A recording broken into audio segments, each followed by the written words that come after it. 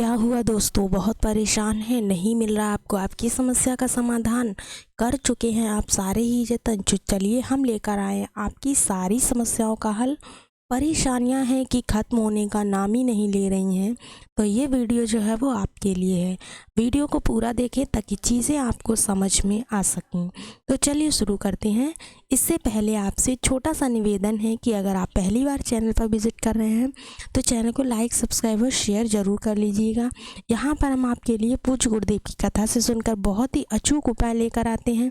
जो किसी भी कारणवश आप अगर कथा से नहीं सुन पाते हैं, आपने कथा नहीं सुन पाई है, तो आप इस चैनल के माध्यम से उस कथा में बताए गए सारे उपायों को यहाँ पर देख सकते हैं। इन उपायों को करने से जीवन में जो भी संकट है, जो भी कष्ट है, जो भी दुविधा रहती है, वो सारी दुविधा दूर हो जाती है। तो चलिए इसी तरह से आज का ये जो उपाय है वो द्वादशी तिथि पर करने वाला अचूक उपाय है। द्वादशी तिथि पर इस बार प्रदोष भी पड़ रहा है और शनिवार भी है और कृष्ण पक्ष की द्वादशी है। बहुत ही ज़्यादा संयोग का दिन है। द्वादशी होना, प्रदोष होना और शनिवार पड़ना, तीनों ही संयोग मिल रहे हैं। तो इस संयोग पर आज का ये उपाय यहाँ पर लेकर आए हैं।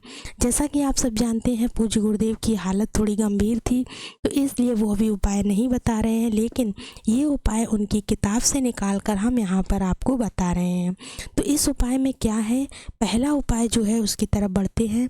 पहला उपाय बहुत ही ज़्यादा कारगर है, सभी के लिए इम्पोर्टेंट है। जो लोग ज़मीन खरीदना चाहते हैं या फिर ज़मीन बेचना चाहते हैं, क्या करना चाहते हैं, ज़मीन अगर खरीदनी है आपको या फिर ज़मीन बेचनी है, जो आपकी ज़मीन पड़ी हुई है, बिक नहीं रही है, या फिर आपको कोई ज़मीन खरीदने की इच्छा बहुत दिनों से लेकिन आप खरीद नहीं पा रहे हैं, तो आप इस उपाय को ज़रूर कीजिएगा। आपको करना क्या है, आपको अपने घर से एक तावे के लोटे में शुद्ध जल भर लेना है।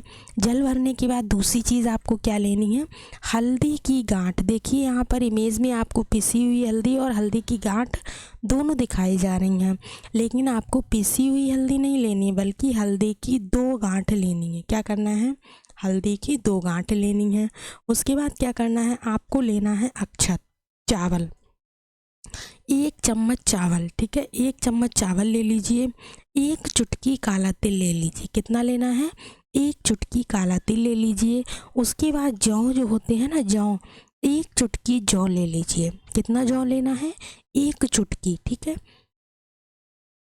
जौ लेने के बाद सभी चीज़ों को ले लीजिए और कलश में डाल लीजिए। क्या क्या लेना था आपको, जल अपने घर से भरिएगा। उसी जल में आपको हल्दी की 2 गांठ डाल लेनी है।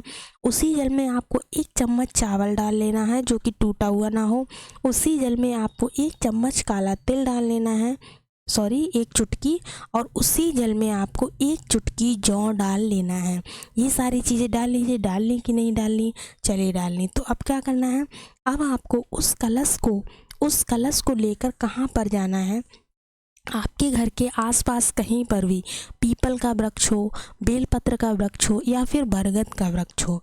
यहाँ पर हमने पीपल के वृक्ष की इमेज लगाई है, तो अगर पीपल का वृक्ष हो तो ठीक है, पीपल का ना हो तो बरगद का हो, बरगद का ना हो तो किसका हो, बेलपत्र का हो। इन तीनों में से कोई भी वृक्ष हो, ये तीनों ही वृक्ष जो हैं भोलेनाथ की पूजा के लिए सफल माने जाते हैं।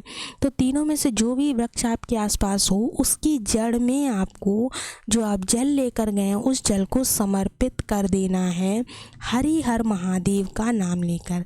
किसका नाम लेकर समर्पित करना है, हरि हर महादेव का नाम लेकर। अचूक टोटका, अचूक उपाय है, इसको ज़रूर करके देखिएगा।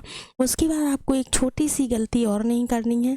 वहाँ से आपको एक काम करना है, क्या, थोड़ी सी मिट्टी उठा लेनी है। जहाँ पर आपने जल चढ़ाया है ना, उसके आसपास से गीली नहीं उठानी है, सूखी मिट्टी उठा लीजिएगा, पेड़ की जड़ की मिट्टी को उठाकर अपने पास रख लेना है। जब भी आप अपनी जगह को बेचने के लिए जाएं या फिर ख़रीदने के लिए जाएं, तो उस मिट्टी को आपके साथ होना चाहिए। मतलब कि उस मिट्टी को किसी कपड़े या कागज़ में बांधकर आप अपनी जेब में रख लीजिए। ये मिट्टी आपके साथ जानी चाहिए, तभी आपका काम बन जाएगा। यानी कि आप अगर जगह खरीदना चाहते हैं तो खरीद जाएगी, अगर आप अपनी जगह बेचने के उद्देश्य से जा रहे हैं तो आपकी जगह बिक जाएगी, ठीक है।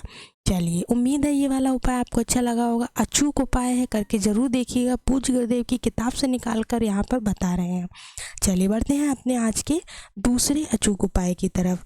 दूसरा उपाय क्या है देख लेते हैं। दूसरा उपाय जो है, आप बहुत ज़्यादा परेशान हैं, दुखी हैं, समस्या है कि कम होने का नाम ही नहीं ले रही, तकलीफ़ बहुत ज़्यादा है जीवन में, सब कुछ होते हुए भी आपको सुख नहीं मिल रहा है, सब कुछ होते हुए भी आप प्रसन्न नहीं रह पा रहे हैं, तो आपको इस उपाय को करना है। क्या करना है, आपको एक लोटा जल लेना है और जो आंवला होता है ना, आंवले के वृक्ष की पत्ती लेनी है। जैसे ये आंवले का वृक्ष दिख रहा है ना, इसमें से एक पत्ती लेनी है। कितनी? एक पत्ती लेनी है। उसके बाद आपको क्या लेना है, तीसरी चीज़ आपको लेनी है घी का दीपक, लंबी बाती का। कैसा लेना है?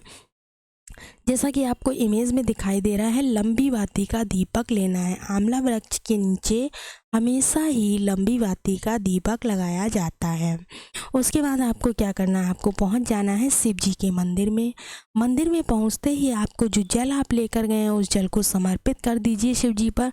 पंचाक्षी मंत्र श्री शिवाय नमस्तोभ्यम या फिर आप ओम नमः शिवाय बोलकर पंचाक्षी मंत्र बोलिए या फिर षडाक्षी मंत्र, जो भी आप बोल सकते हैं वो बोलकर ये जल आपको समर्पित कर देना है, ठीक है ना। इसके बाद आपको एक छोटा सा उपाय करना है। यहाँ पर जल चढ़ाने के बाद आपको 3 बार एक नाम का स्मरण करना है। कौन सा नाम है वो? स्वधा स्वधा स्वधा।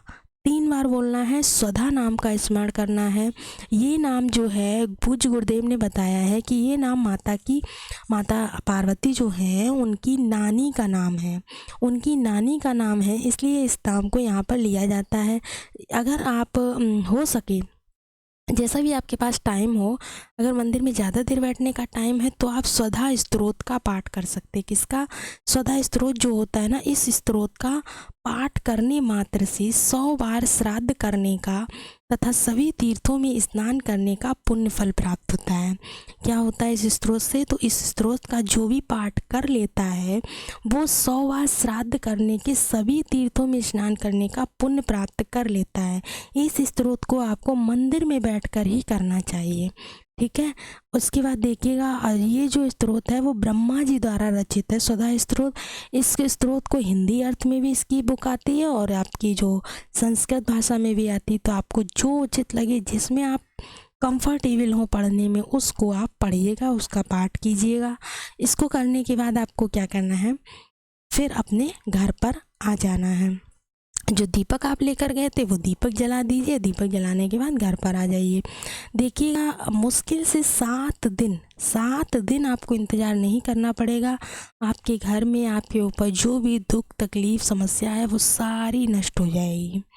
तो चलिए बढ़ते हैं अपने आज के तीसरे उपाय की तरफ। तीसरा उपाय बहुत ही छोटा और बहुत ही अचूक है। देखिए, आपको दिखाई दे रहा है बेलपत्र का एक पत्ता, मतलब कि एक बेलपत्र। तो आपको बेलपत्र यहाँ पर नहीं लेना है, बल्कि क्या लेना है, आपको लेना है बेलपत्र में जो कांटे होते हैं ना, कांटे, 7 कांटे लेने हैं। कितने कांटे लेने हैं? 7 कांटे लेने हैं बेलपत्र में से, जो डंडी में होते हैं। 7 कांटे लेकर आपको क्या करना है, आप पहुँच जाना। 7 कांटे ले लीजिए। उसके बाद आपको क्या करना है, आपको पहुंच जाना है, एक दीपक लेना है घी का। उसके बाद घी का दीपक लेकर महादेव के मंदिर में पहुंच जाइए। 7 कांटे आपको महादेव की जो जलाधारी होती है ना, जलाधारी वाले नीचे जहाँ से जल गिरता इस वाले स्थान पर आपको समर्पित करने हैं माता अशोक सुंदरी के नाम से, ठीक है। तो आपके जीवन में जितने भी कांटे होंगे वो सारे कांटे आपके जीवन से निकल जाएंगे, सारे दुख निकल जाएंगे। इस तरह का उपाय आपको करना है। आशा है आपको वीडियो अच्छा लगा होगा। अच्छा लगा चैनल को लाइक सब्सक्राइब शेयर जरूर कीजिएगा। श्री शिवाय नमस्तोभ्यम। हर हर महादेव।